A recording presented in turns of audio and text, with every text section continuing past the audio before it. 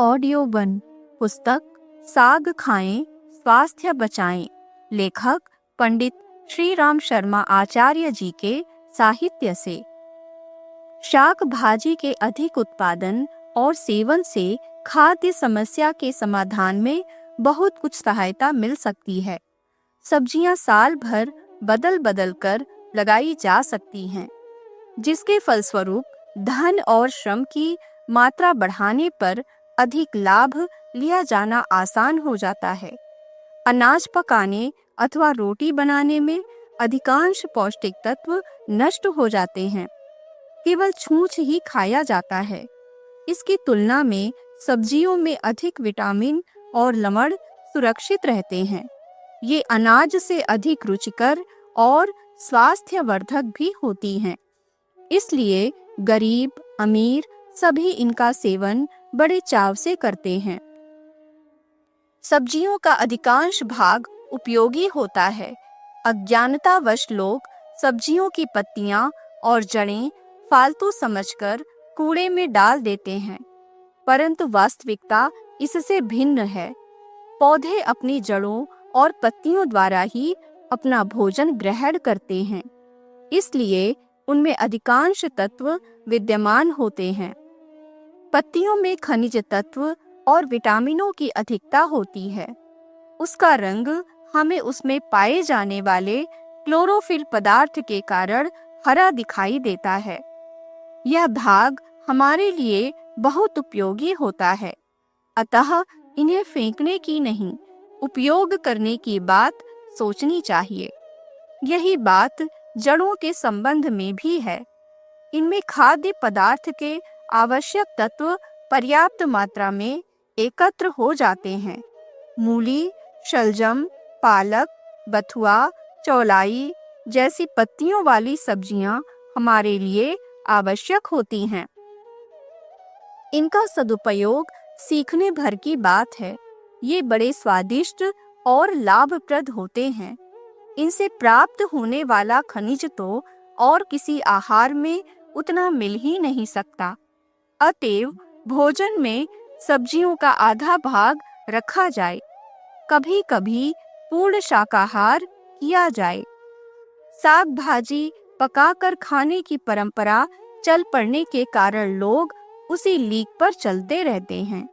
उनका ध्यान दूसरे ढंग से सोचने की ओर जाता ही नहीं है। परंतु यदि थोड़ा लीक से हटकर चलें और सब्जियों को हरे रूप में ही ले सकें, तो यह बहुत लाभप्रद सिद्ध हो सकता है।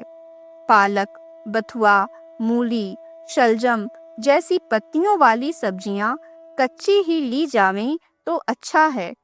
इसके विटामिन और अन्य तत्व सुरक्षित मात्रा में मिल जाएंगे। पाक शास्त्रियों ने इसके अनेक तरीके बताए हैं। इसका सलाद स्वास्थ्यवर्धक एवं स्वादिष्ट होता है।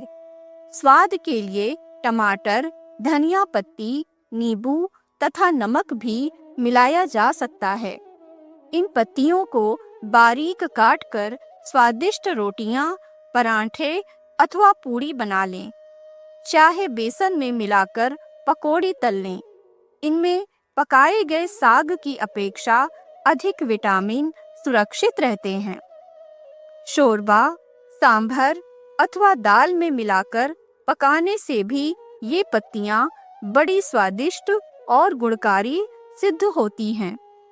सब्जियां पकाकर ही खानी हो तो भी कुछ सावधानी रखना अच्छा होगा।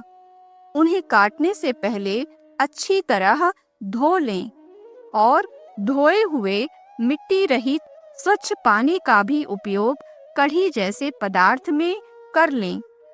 काटने के बाद धोने से विटामिन नष्ट होने की संभावना रहती है। जहां तक हो सके छिलका सहित पकाना अच्छा होता है, क्योंकि प्रत्यक्षतः प्रकृति के संपर्क में रहने से इनमें अधिक विटामिन एकत्र रहते हैं। छीलना आवश्यक हो तो उसका हल्का छिलका ही उतारें, क्योंकि कुछ सब्जियों के छिलके भी गूदे जितना ही महत्व के होते हैं। अधिक पानी डालकर तेज आंच पर अधिक देर तक पकाना भी हानिकर होता है। इससे खनिज तत्व नष्ट हो जाते हैं। इसलिए मंद आंच पर कम पानी डालकर ढक कर पकाने की विधि सर्वोत्तम मानी गई है। उबालना हो तो भी पहले पानी खौला लें, तब सब्जी उसमें डालें। सब्जी में पानी डालकर खौलाना जीवन सत्व नष्ट करना ही है। साग भाजी का अधिक उत्पादन और सेवन केवल आर्थिक दृष्टि से वरन स्वास्थ्य की दृष्टि से भी उतना ही लाभप्रद है। इसके अधिक उपयोग से अन्न पर भार बहुत अंशों में कम होने के साथ ही जीवन सत्व की रक्षा भी हो सकेगी। शाकों और फलों का महत्व भली भांति समझा जाए। सात्विक और सुपाच्य भोजन की आवश्यकता पूरी करने के लिए उसमें कृत्रिमता का कम से कम समावेश होना चाहिए। हानिकारक कृत्रिमता में कुछ बातें ध्यान रखने योग्य हैं। मिर्च, मसाले, शक्कर और अग्नि संस्कार, इन तीन से बचाया जा सके तो वह खाद्य पेट में जाएंगे जो उपयोगी हों। अनुपयोगी वस्तुओं का स्वाभाविक स्वाद पकाने से बदल जाता है। इसके बाद मसाले डालने पर उनके गुणों में भी अंतर आ जाता है। जीभ का उत्तरदायित्व है कि वह केवल सुपाच्य पदार्थों को ही पेट में जाने दे। यह तभी संभव है जब पदार्थ को उसके असली रूप में ही मुंह में जाने दिया जाए। उबालने, तलने या भूनने पर उसका स्वाद बदल जाता है। ऐसी दशा में जीभ का काम कठिन हो जाता है। वह किसे ग्रहण करे, किसे ना करे, इसकी पहचान गंवा बैठती है। मसाले मिल जाने पर तो चटोरेपन की आदत का बोलबाला हो जाता है और वह उस काम को कर ही नहीं पाती जो उसे करना चाहिए। ऐसी दशा में वह पहचाना एवं ग्रहण करना संभव नहीं हो पाता जो मनुष्य के लिए योग्य है। बिना अग्नि संस्कार किए जो खाया जा सके, समझना चाहिए कि वह प्राकृतिक है। इस परख में सबसे पहले फल आते हैं, दूसरे नंबर पर शाक और तीसरे नंबर पर कच्चे अथवा अंकुरित किए हुए अन्न। इसके अतिरिक्त गन्ना जैसी कुछ ही चीजें और रह जाती हैं। फल कम मात्रा में उपलब्ध हैं। आबादी बढ़ जाने से फलदार वृक्षों का उत्पादन कम हो गया है। इमारती और जलाऊ लकड़ी की उपयोगिता है तथा कीमत अधिक मिलती है। संपन्न लोगों के पास जमीन पर्याप्त होती है। वे चाहें तो फलदार वृक्षों का उत्पादन कर सकते हैं और स्वास्थ्य एवं शरीर को महत्व देते हुए फलों के पेड़ लगा सकते हैं। पर स्पष्ट है कि आर्थिक दृष्टि से वे अन्य नकद पैसा देने वाली और जल्द फसल देने वाली वस्तुओं की तुलना में उतने कीमती नहीं होते। यही कारण है कि बगीचे लगाना अमीरों का काम समझा जाता है। उसे एक शौक माना जाता है। जो हो, ध्यान रखने की बात है कि मनुष्य का सर्वोत्तम खाद्य फल ही है। महंगे दाम बिकने वाले मुश्किल से उपलब्ध फलों की तुलना में सस्ते ऋतु फल ही पैदा किए जाने चाहिए। आम, लीची, संतरों जैसे फल जो जितनी जगह घेरते हैं उसकी तुलना में कम कीमत के फल देते हैं। ऐसी दशा में मौसमी फल सस्ते पड़ते हैं। अपनी आर्थिक स्थिति को देखते हुए और स्वास्थ्य का महत्व समझते हुए जिनके लिए जितने फलों की रोजाना व्यवस्था बन पड़े करनी चाहिए, उनकी सर्वथा उपेक्षा नहीं करनी चाहिए। अंगूर, फालसा जैसे फलों से पेट में वजन तो नहीं पड़ता, तो भी उनमें गुण तो होते ही हैं। फलों के उपरांत शाकों का नंबर आता है। ऐसे कितने ही शाक हैं जो बिना अग्नि संस्कार किए खाए जा सकते हैं। टमाटर, बैंगन, भिंडी, तरबूज, खरबूजा, खीरा, गाजर, मूली, चुकंदर जैसे शाक कच्चे खाए जा सकते हैं। इसके अतिरिक्त जिनका छिलका भर उतारना पड़ता है, ऐसे शाकों में आलू, लौकी, तुरई, टिंडा आदि हैं। इन्हें हल्का सा उबाल लेने भर से उनका स्वाद ऐसा हो जाता है जो खाने का काम दे सकें। थोड़ा सा उबालने पर उनके गुण ज्यादा नष्ट नहीं होते। उबालने में भाप से उबालने की पद्धति ठीक है। प्रेशर कुकर में भाप से ही उबल जाता है। हवा में उनके गुण बहुत नहीं उड़ने पाते। पकाने का सबसे बड़ा दोष यह है कि आग की गर्मी जितनी तेज होगी, जितनी देर वह पकेगा, उतने ही उसके जीवन तत्व हवा में उड़ते जाएंगे और पदार्थ निर्जीव बनता जाएगा। पोषक तत्व पकाने के बाद उड़ने के उपरांत जो शेष रह जाता है, वह एक प्रकार निर्जीव ही होता है। उससे पेट पर वजन तो पड़ता है, पर शरीर को जो जीवन तत्व मिलने चाहिए वे नहीं मिलते।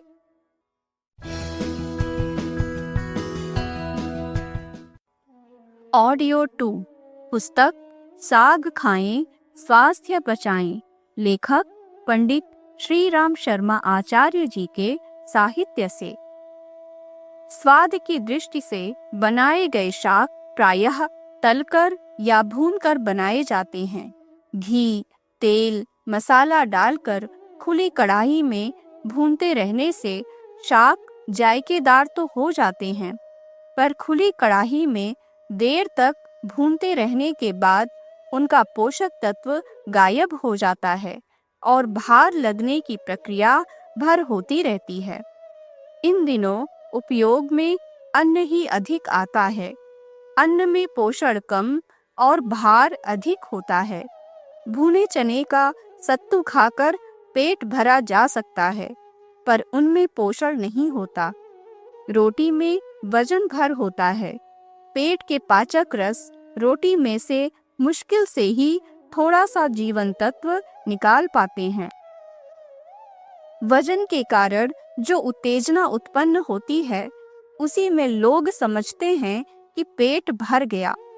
करारी रोटी, डबल रोटी, बिस्कुट आदि की तुलना में दलिया कहीं अच्छा है। गीला होने के कारण यह सुपाच्य होता है। चावल रोटी की तुलना में इसीलिए हल्का माना जाता है कि वह पानी में उबाला जाता है, जबकि रोटी सूखी होती है। भात बिना दाल शाक के भी गीला होने के कारण हल्का व सुपाच्य होता है, जबकि केवल रोटी जो करारी सिकी हुई हो कठिनाई से पचती है। उसके लिए मुंह के और पेट के स्राव ढेरों मात्रा में खर्च करने पड़ते हैं। अन्न ही खाना हो तो उसे पेड़ पर पूरा पकने से पहले कच्चा ही लेना चाहिए। बाजरा, ज्वार, मक्का, गेहूं, चना आदि जनवरी से मार्च तक और कुछ अनाज अगस्त सितंबर में मिलते हैं, किंतु सूखे हुए अनाज को अंकुरित किसी भी महीने में किया जा सकता है। अंकुरित अन्न को कूटकर दलिया बना लिया जाए। वह इस स्थिति में न पचता हो तो उसे उबालकर दलिया बनाया जा सकता है। यह सस्ता खाद्यान्न है, पर इसमें हरे फल या ताजे शाकों के समान गुण नहीं है। नमक, मिर्च, मसाले, शक्कर को हटा दिया जाए तो जीभ काम करने लगेगी और बताने लगेगी कि किसका स्वाद अपने लिए ठीक पड़ता है। साथ ही पेट भी यह कहने लगेगा कि उसमें पाचन के अनुरूप मात्रा में खाद्य पेट में भर लेने से उससे जीवन तत्व नहीं मिलते। जितना पच सकेगा उतना ही पोषण देगा। कितना पचेगा, इसका माप यह है कि बिना चिकनाई और मसाले के जो खाद्य प्राकृतिक रूप में लिया गया है और पेट के नितांत खाली होने की जलन जितनी मात्रा में पूरी हो गई, उसी को पर्याप्त समझा जाए। मसाले मुंह पर और पेट पर अनावश्यक दबाव डालकर पाचक रस निकालते हैं और उस दबाव से भंडार खाली होता चला जाता है। होना यह चाहिए कि भोजन को इतना चबाया जाए कि गले से नीचे उतरने में कोई कठिनाई ना पड़े। बड़ों का कहना है कि एक ग्रास को 32 बार चबाना चाहिए। दाल आदि रसीली चीजों के कारण भोजन गले से जल्दी नीचे उतर जाता है। ऐसी दशा में भी खाने की चाल धीमी रखनी चाहिए और दांतों से उसे पीसने का सिलसिला बंद नहीं करना चाहिए। भोजन के पाचन में आमाशय के रस जितने उपयोगी हैं, उतने ही मुंह से निकलने वाले स्राव भी। पर उन्हें पीसने में समय लगाकर निकाला जाना चाहिए। मसाले जल्दी रस तो निकाल देते हैं, पर संचित भंडार को जल्दी ही समाप्त भी कर देते हैं। बढ़ी हुई आबादी से खाद्यान्न समस्या बहुत जटिल होती जा रही है। उत्पादन में कमी और मूल्यों में महंगाई, इन दोनों समस्याओं का समाधान उपयोगी शाक उत्पादन पर ध्यान देने से हो सकता है। अन्न उत्पादन में लंबा समय लगता है। गेहूं, जौ आदि 4 माह ले जाते हैं। बाजरा, मक्का आदि भी 3 महीने लेते हैं। फिर उनके निर्धारित मौसम है। शाक भाजी में यह सुविधा है कि वर्ष में 3 फसल ली जा सकती है। पानी और खाद का प्रबंध हो तो और फसलें भी शाक भाजी की ली जा सकती है। अनाज के मुकाबले में शाक भाजी सस्ते पड़ते हैं और साथ ही उनकी पैदावार भी ज्यादा होती है। कठिनाई प्रचलन की है। अभ्यास न होने से उपेक्षा ही होती है। जिस वस्तु को उपयोगी माना जाए, उसके उत्पादन में बुद्धि और परिश्रम का उपयोग भी किया जा सकता है। साधन भी जुटाए जा सकते हैं। यह सब कुछ भी कठिन नहीं है। कठिनाई एक ही है कि जो ढर्रा चल रहा है, उसके बदलने में जिस सूझबूझ की आवश्यकता है, उसका उपयोग किया जाए। जहाँ यह प्रयोग हुआ है, वहाँ जुताई के, सिंचाई के नए नए तरीके निकले हैं और पहले की अपेक्षा कहीं सरल एवं लाभदायक भी सिद्ध हुए हैं। इन दिनों आवश्यकता इस बात की है कि स्वास्थ्य का महत्व समझा जाए। इसके लिए हरी वनस्पतियों को उनके मूल रूप में प्रयोग करने की आदत डाली जाए।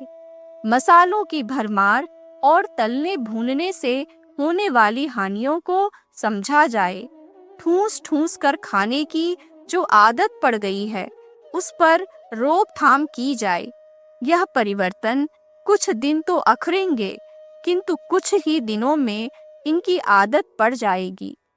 तब वे कुटेवें अखरने लगेंगी, जिनके बिना आज काम चलता नहीं दिखता।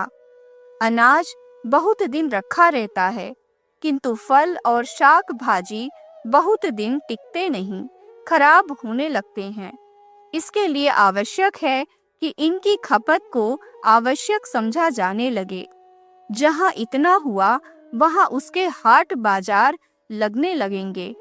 हाटों में बड़े विक्रेता माल खरीद लेते हैं और छोटे उपभोक्ता के पास तक पहुँचाने की व्यवस्था बना देते हैं।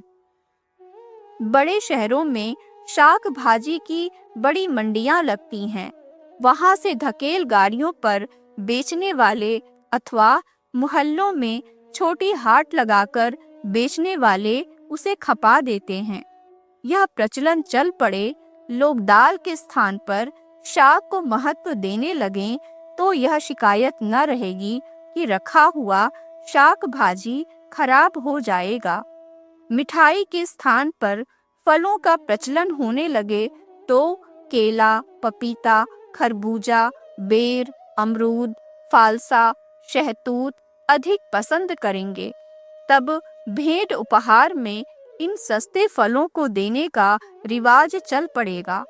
परिवर्तन में कुछ तो झंझट होता ही है। उसे उठाने के लिए मनोबल और सूझबूझ का उपयोग किया जाए तो हम सब आज की अपेक्षा कल कहीं अधिक स्वस्थ और दीर्घजीवी रहने लगेंगे।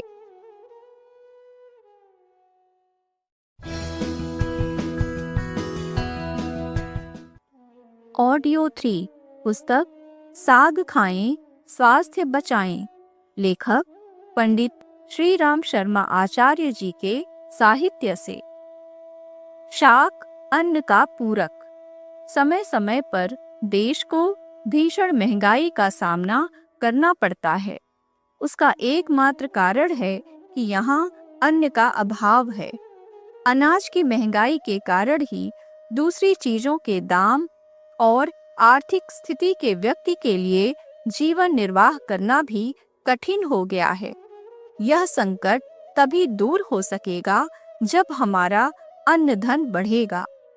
पर अभी जो कृषि की उपज बढ़ाने के लिए योजनाएं और कार्यक्रम तैयार किए जा रहे हैं, उनके लाभ देखने में कुछ नहीं काफी समय लगेगा।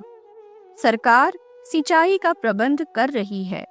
कृषि निगम की स्थापना, बीज भंडार, कृषि यंत्र, उर्वरक तथा छोटे सिंचाई के साधनों का प्रसार अन्न समस्या को सुलझाने में बड़ा बल मिलेगा।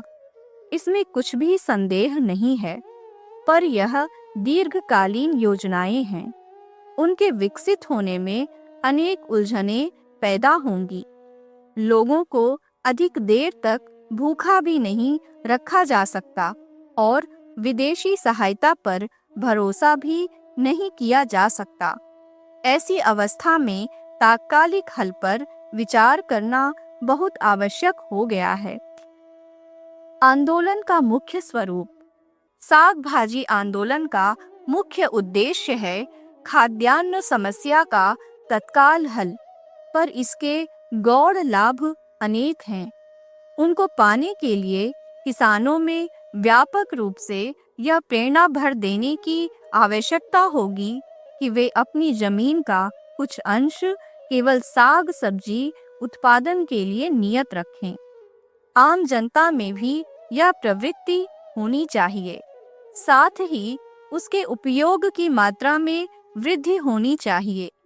पिछले महायुद्ध में ब्रिटेन ने अपनी खाद्यान्न की समस्या को आलू का उत्पादन और दैनिक आहार में उसकी खपत को बढ़ाकर हल किया था। ऐसा ही उदाहरण यहाँ भी प्रस्तुत करना चाहिए, ताकि हम यह व्यक्त कर सकें कि भारतवर्ष अपने स्वाभिमान की रक्षा के लिए हर स्थिति का मुकाबला कर सकता है। साग भाजी के लाभ। खाद्य समस्या के तात्कालिक हल के बाद साग भाजी उगाओ आंदोलन का महत्व कम हो जाएगा, ऐसा सोचना भूल है। उसका स्थायी महत्व सामयिक महत्व से कई गुना अधिक है। अभी इसका स्वरूप है विदेशी आयात बंद करो और सब्जी खाओ स्वास्थ्य बनाओ के रूप में परिवर्तित किया जा सकता है।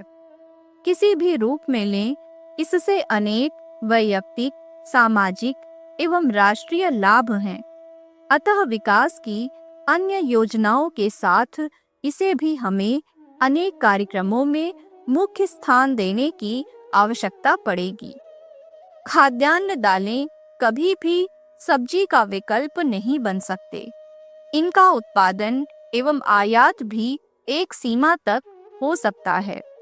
फिर उनसे सभी प्रमुख घटकों की पूर्ति कहाँ हो पाती है, जो जीवनी शक्ति वर्धन हेतु उत्तरदायी माने जाते हैं। संतुलित पोषक आहार तो हरी सब्जियां एवं अन्न के परस्पर संतुलन से बनता है। हरी सब्जियों की उपलब्धि यदि प्रचुर मात्रा में हो तो वे अन्न का विकल्प भी बन सकती हैं। कम से कम अन्न के उपयोग की मात्रा इससे घट सकती है। इस प्रयोजन हेतु एक ही मार्ग है घर घर में शाक वाटिका प्रचलन। प्रज्ञा अभियान ने अपने 10 सूत्री रचनात्मक योजना में इसे महत्वपूर्ण स्थान दिया है। एवं पौधशाला, नर्सरी, बीज भंडार राष्ट्र में स्थान स्थान पर स्थापित किए जाने का एक आंदोलन चलाया है। पोषण समुचित रूप से चलता रहे, संतुलित आहार का व्यक्ति स्वयं चयन कर सके, इसके लिए अनिवार्य है कि जनमानस में संव्याप्त वे भ्रांतियां मिटें जिनके कारण ग्राह्य आहार भी तल भून कर पोषक तत्व रहित कर दिया जाता है। हरी वनस्पतियां कच्चे सलाद के रूप में अथवा उबालकर साधारण से मसालों के सम्मिश्रण से अपने गुण भी नहीं खोती, स्वाभाविक रूप से शरीर में पहुंचकर बलवर्धन भी करती हैं। बासी, गली, काफी दिनों की रखी शीत गृह में सहेजी गई सब्जियां बाहर से भले ही ताजी नजर आए, पौष्टिकता व प्रभाव की दृष्टि से हीन होती है। उनसे वह उद्देश्य पूरा नहीं होता जो सुपोषण के सिद्धांत में निहित है। अच्छा यही है कि सब्जियां अपने घर, आंगन, छत, छप्पर जो भी स्थान उपलब्ध हो वहां लगाई जाएं। यहाँ उनकी समुचित देखभाल होती रह सकती है।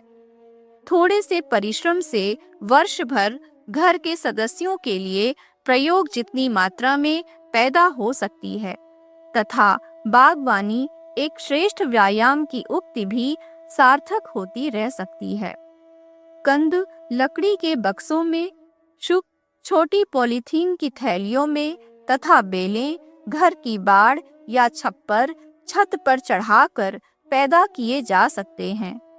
न्यूनतम स्थान हो तो भी काफी कुछ बागवानी उसमें हो सकती है। खाद्य संकट का समाधान कुकुरमुत्तों से भी। खाद्य पदार्थों की बढ़ती महंगाई एवं घटती पौष्टिकता को देखते हुए यह आवश्यक हो गया है कि जन सामान्य का सस्ते, सहज, उपलब्ध एवं अनुपयोगी समझे जाने वाले खाद्य पदार्थों की ओर ध्यान आकर्षित किया जाए ताकि उसकी उपयोगिता सिद्ध हो और लोग पौष्टिकता की समस्या से मुक्ति पा सकें। इन खाद्य पदार्थों में जंगल एवं दलदल में उगने वाली एक ऐसी वनस्पति है जिसे प्रायः घटिया एवं अनुपयोगी समझा जाता है, जबकि फ्रांस एवं रूस जैसे देशों में इसे पर्याप्त पौष्टिकता वाले तत्वों के रूप में स्वीकारा गया है एवं खाद्य के रूप में उसका उपयोग भी किया जाता है। उसका नाम है कुकुरमुत्ता। इसे छत्रक के नाम से भी जाना जाता है। अंग्रेजी एवं वनस्पति शास्त्र में इसे मशरूम अथवा एगेरिकस के नाम से जानते हैं।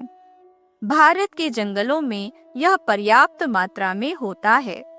बहुलता के कारण भले ही इसका मूल्य नगण्य गिना जाता हो और अनुपयोगी प्रतीत होता हो, किंतु पोषक तत्वों एवं खनिज लवणों की दृष्टि से स्वास्थ्य के लिए यह अत्यंत लाभकारी है। मनुष्य शरीर के लिए आवश्यक सभी तत्व इसमें पाए जाते हैं।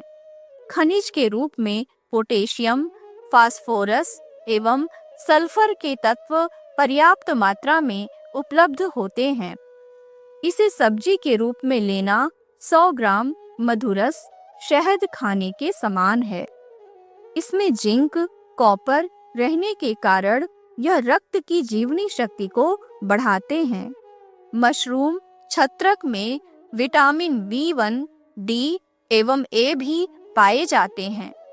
इसकी उपयोगिता लोगों को काफी अरसे के बाद ज्ञात हुई, अन्यथा इसे निकृष्ट पदार्थों की श्रेणी में गिना जाता था। सर्वप्रथम ग्रीक के वनस्पति जगत के पिता एवं दार्शनिक थियोफ्रेस्टस ने 4वीं शताब्दी में इसकी उपयोगिता को सिद्ध किया एवं अपने ग्रंथ में इसकी विशेषताओं का उल्लेख किया। 5वीं शताब्दी में रोम के लेखक एवं प्रकृतिविद प्लिनी प्रथम ने अपनी प्रसिद्ध पुस्तक नेचुरल हिस्ट्री में समस्त छत्रक कुकुरमुत्ते वर्ग की उपजातियों को खोजा और सिद्ध किया कि ये वनस्पति वर्ग के अत्यंत लाभकारी पादप हैं। 1718 में फ्रेंच वनस्पति विज्ञानी सेंट सेन वेलेंट ने स्पष्ट रूप से घोषणा की कि ये ईश्वर की अनूठी कलाकृति है एवं विभिन्न परिस्थितियों में अन्न की आवश्यकताओं की इससे पूर्ति की जा सकती है। मशरूम के अनेक प्रकारों में सभी वर्ग उपयोगी स्तर के हैं।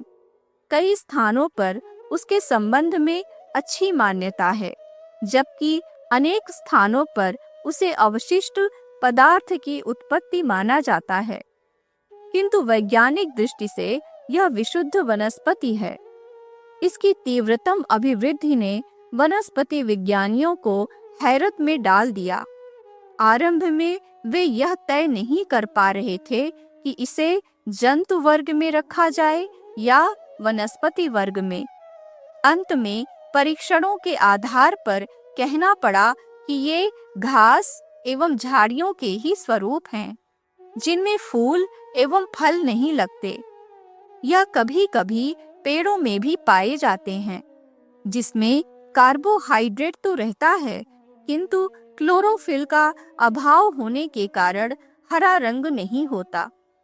ये पेड़ पौधे तेजी से बढ़ते एवं जीवनी शक्ति में संपन्न होते हैं। मशरूम कुकुरमुत्ते तीव्रतम गति से बढ़ने वाली वनस्पति है। 3 दिन में ही ये पूर्ण परिपक्व हो जाते हैं। कुछ मशरूम बंद गोभी के आकार के होते हैं। इसकी 80,000 प्रजातियां पाई जाती हैं। पृथ्वी पर ऐसा एक भी स्थान नहीं है जहां पर ये ना उगते हों। सोवियत ध्रुव विज्ञानियों ने इसे एंटार्कटिक क्षेत्र में भी खोज निकाला है। रूस, अमेरिका, जापान, ऑस्ट्रेलिया जैसे देशों में लोग इसे चाव पूर्वक खाते हैं और शक्ति प्राप्त करते हैं। ग्रामीण इलाकों में ही नहीं, अपितु कई राज्यों के शहरों में भी इसे भोजन में प्रसन्नता पूर्वक सम्मिलित किया जाता है। ग्रामीण क्षेत्रों का तो यह प्रिय भोजन है ही, किंतु यदि शहरी लोग भी इसकी उपयोगिता को समझकर समुचित रीति से जितना उपलब्ध है उसका प्रयोग किया करें तो खाद्य संकट का बहुत कुछ समाधान निकल सकता है एवं कुपोषण से होने वाली हानि से बचा जा सकता है। कुकुरमुत्ते को त्याज्य एवं हेय दृष्टि से देखा जाना उचित नहीं। यदि इसकी उपयोगिता समझी जाए तो इसमें निहित विटामिन्स, खनिज लवण, कार्बोहाइड्रेट्स मनुष्य को दूध, घी, शहद जैसे पदार्थों में पाए जाने वाले पोषक तत्वों की अकेली पूर्ति कर सकता है। अतः लोगों का ध्यान इस ओर भी आकर्षित करना, इसकी पौष्टिकता बताना और खाद्य के प्रमुख विकल्प के रूप में इसकी उपयोगिता समझाना वनस्पति शास्त्रियों का प्रमुख कर्तव्य हो जाता है। यदि ऐसा संभव हो सके तो एक सीमा तक ग्रामीण क्षेत्रों में कुपोषण की समस्या से निपटा जा सकता है।